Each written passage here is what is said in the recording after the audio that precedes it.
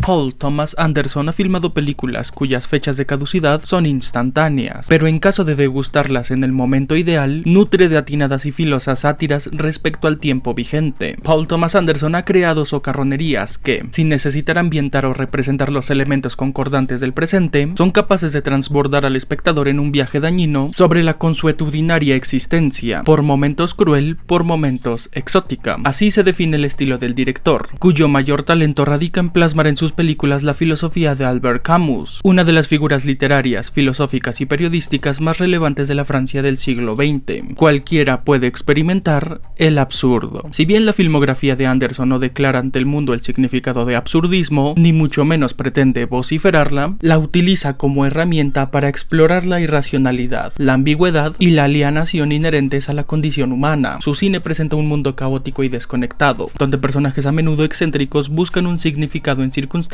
desorientadoras. Todo lo cual nos debería imaginar a Paul Thomas Anderson como un prepotente engreído escondido en la utópica industria cinematográfica, un autoproclamado visionario voyerista, un insatisfecho y frustrado progresista, véase un testarudo. Y es todo eso, pero también es esto.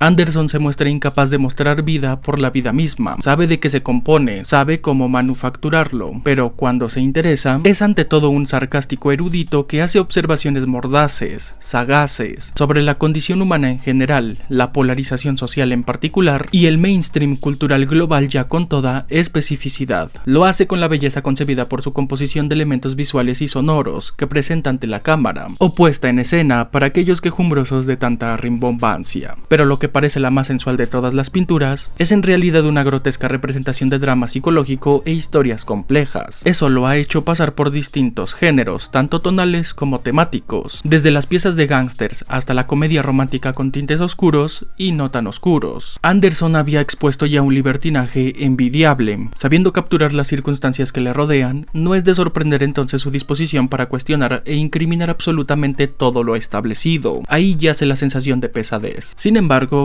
¿quién no lo haría? La historia está llena de tercos. Aunque no dejó escritos, las convicciones filosóficas de Sócrates eran inquebrantables. Se enfrentó al establishment de Atenas, cuestionando las creencias y la moral de sus conciudadanos, lo que finalmente lo llevó a ser condenado a muerte. Se negó a retractarse de sus ideas, eligiendo morir antes que la sumisión. El padre del pesimismo es el filósofo alemán Arthur Schopenhauer, conocido por su obra El mundo como voluntad y representación, donde expuso que la vida está regida por una voluntad incansable, que genera sufrimiento y aburrimiento, y la felicidad es una búsqueda inalcanzable. Solamente es un puñado de personajes estancados firmemente en sus convicciones, a menudo enfrentándose a la censura, el exilio o el desprecio social. Tercos, gran palabra para describir a estas figuras, mas la obstinación no debería considerarse adjetivo calificativo o negativo, pues deriva de la tenacidad y perseverancia, determinación e independencia, justo el impacto sociocultural que emana la filmografía de Paul Thomas Anderson, y su más recién obra, Una batalla tras otra, no es la excepción.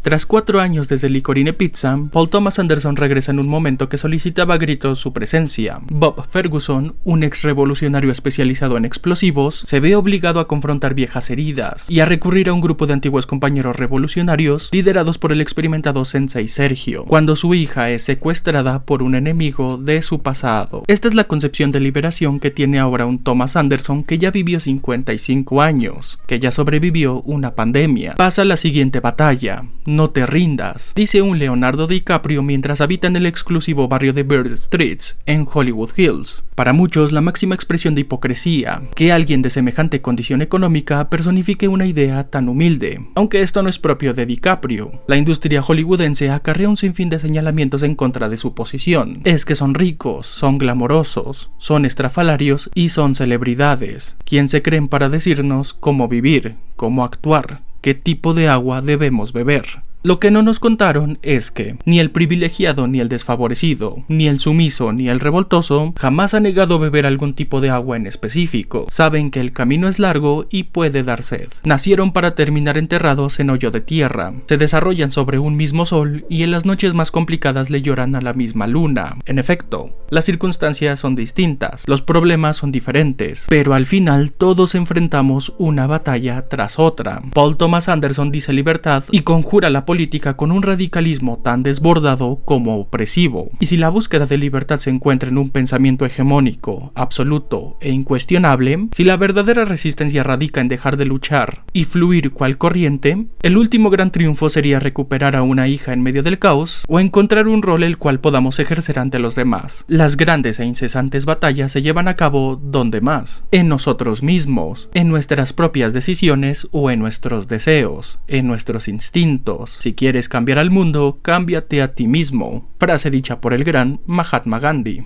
que el director recrea para imaginar una revolución simbólica a la par de irresuelta. ¿Qué puede la crueldad de un secuestro, la ironía de una venganza, la elocuencia de la camaradería frente al poder devastador de la política? No que la política no pueda a su vez ser dominada, solo es cuestión de desenfundar las escopetas, pedir las retiradas de las tropas, guardar en el almacén los tanques y avionetas, pero sobre todo, arriar la bandera para finalmente dejarla descansar del infernal calor o de la frívola noche. Fácil, ¿verdad? Como se dijo, Anderson se antoja incapaz de mostrar vida por la vida misma. Sabe de qué se compone, a la par de saber cómo manufacturarlo. El extremismo político culmen del desequilibrio emocional por parte de la comunidad. Una falacia ad hominem, la misma de aquellos quienes creen un actor o actriz no es apto para hablar desde el privilegio, o de aquellos quienes categorizan a un disidente de terco. La falacia ad hominem es un tipo de razonamiento defectuoso que ataca a la persona que presenta un argumento, en lugar de refutar el argumento en sí mismo.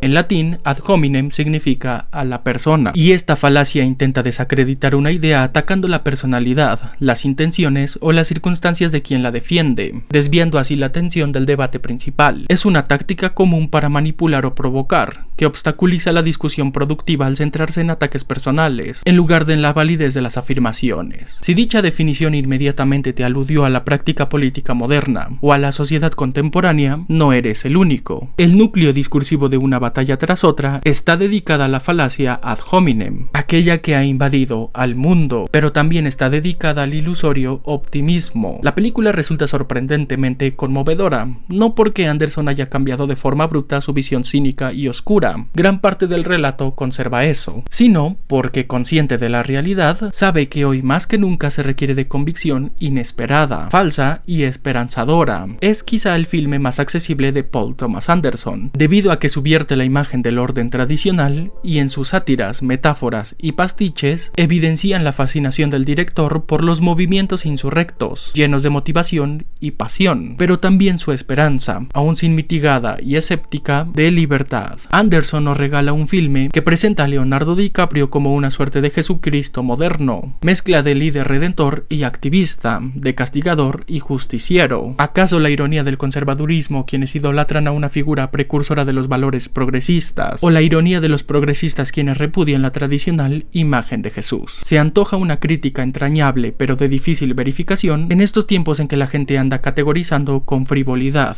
si no es que con ignorancia, y el anonimato permite la impunidad. Se antoja una postura clara y directa en estos tiempos donde los portavoces ya no se hacen responsables de las palabras que sueltan, ni el individuo es consciente de las decisiones que toma. Una batalla tras otra parece recordarnos Paul Thomas Anderson, a estas alturas más que nunca, tener que pedir perdón. ¿Acaso la libertad sea nunca tener que pedir permiso?